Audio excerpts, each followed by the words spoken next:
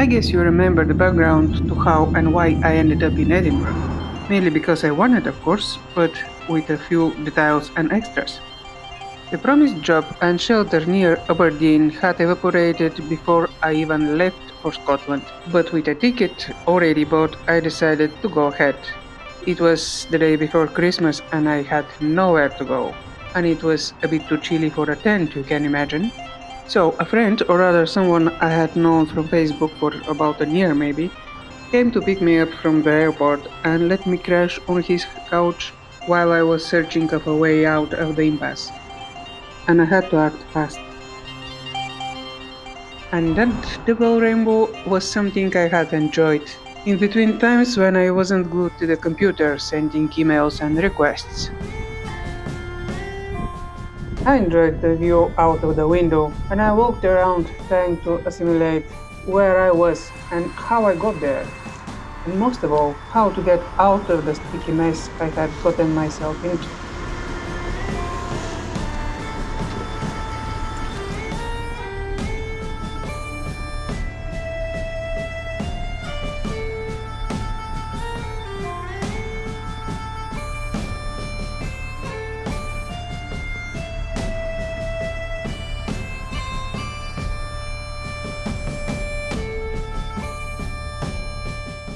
The weather was cloudy and rainy, but it was late December after all, so who would have expected anything else from Scotland?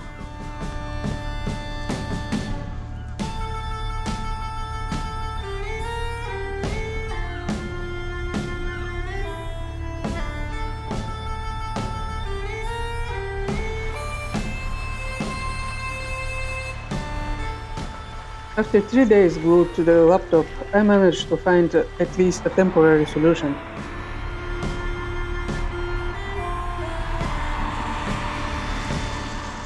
And with a relieved soul, on the fourth day I went out to finally see the famous Edinburgh.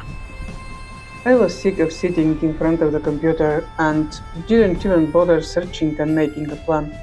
I just got on the bus and asked the driver for an advice of where to get off. There is no better advice than the one of a local person, especially if it's a driver.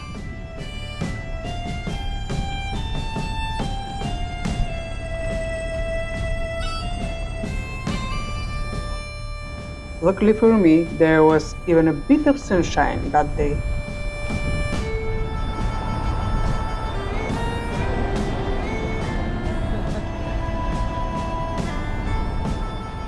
So that's how I ended up on the famous Royal Mile on my way to the castle. I knew about the entrance, it was about £20 or so, but I had no intentions of going in anyway. I had been assured it was worth the price, but not for my situation at the time.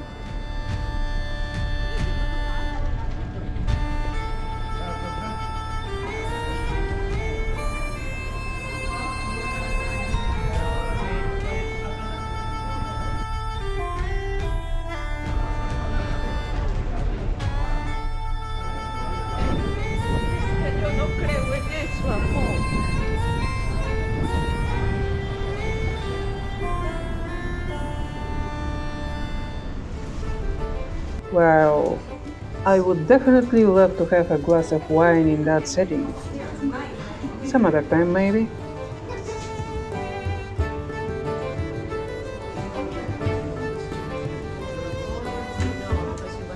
And Scottish whiskey, of course.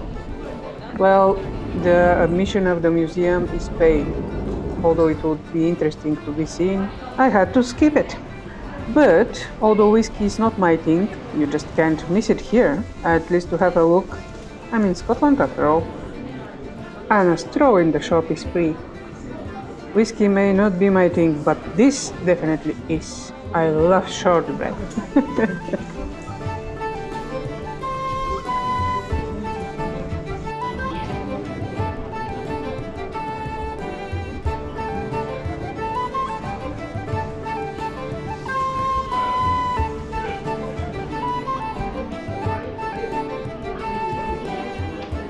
This is it's quite citrusy, grassy, and a wee bit floral as well, but mostly like citrus and vanilla in this one.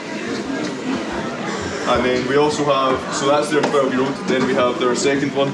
This is their distiller's edition, which is finished in Amontillado sherry casks.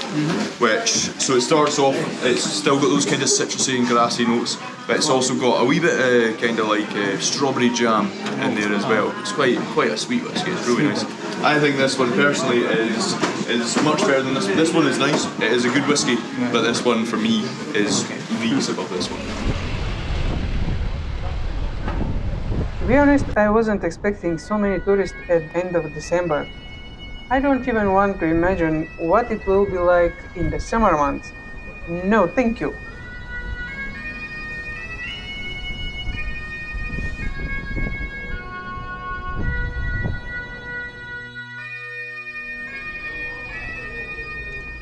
And the castle was closed. In fact, nothing was working on the 26th of December.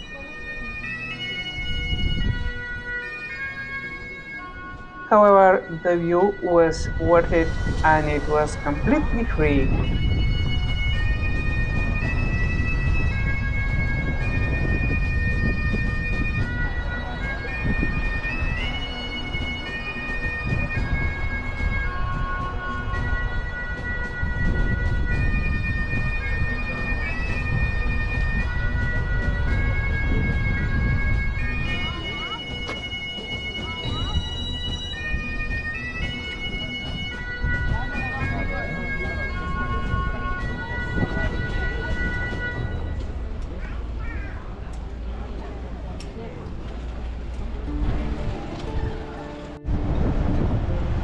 That's something I actually needed.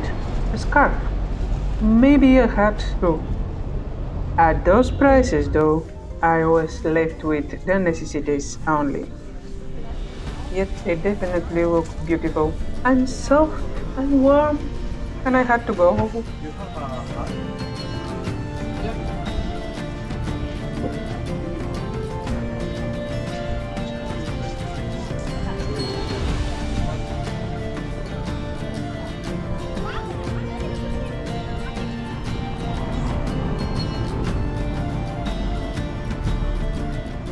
After the castle, on the bus driver's recommendation, I headed down the Royal Mile.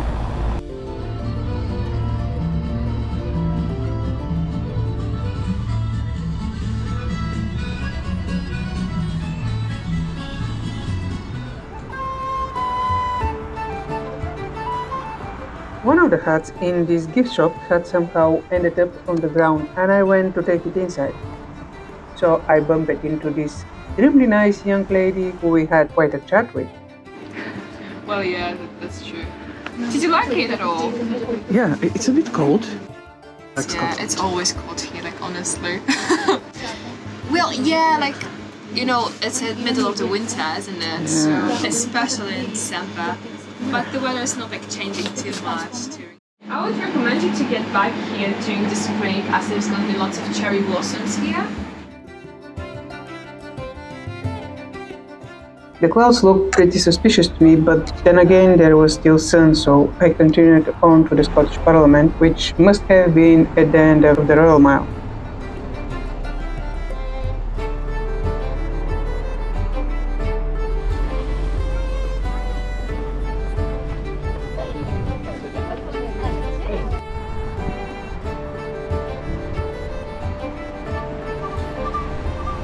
I had just got to it when it started to rain, lightly and slowly, at least at first.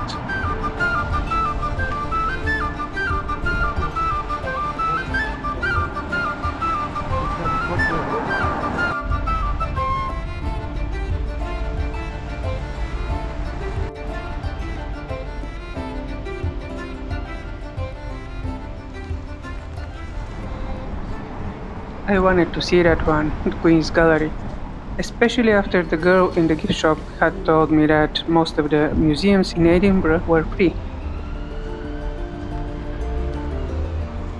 Yeah, right, but it was still 26th of December, and still hardly anything was open for work. Except the rain.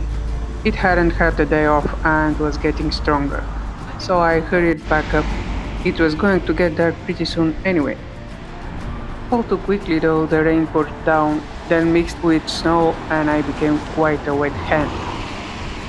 Passing by, I spotted the statue of the Scottish poet Robert Ferguson, and on my way back, despite the weather, I just had to take a shot of it.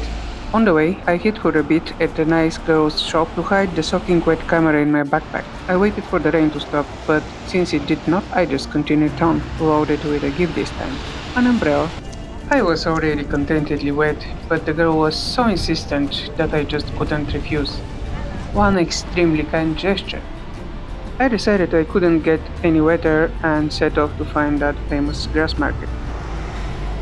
The big camera was hidden safely in the backpack. Good thing the GoPro is at least waterproof. I didn't have much time, it was already getting dark and I was in a hurry to use every minute.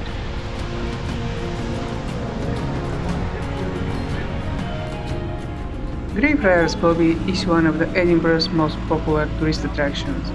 Bobby, born in 1856, was a terrier who spent over 14 years guarding the grave of his beloved owner. John, a dedicated night watchman for the Edinburgh City Police, carried out his duties with his trusty companion night after night. After John's death, Bobby refused to leave his master's grave until the day he died himself.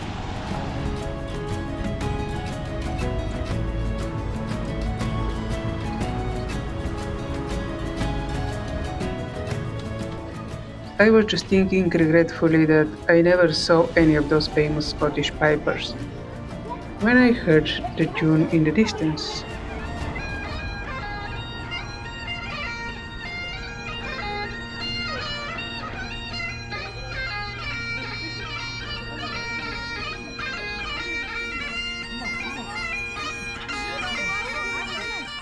well, that was a nice send off.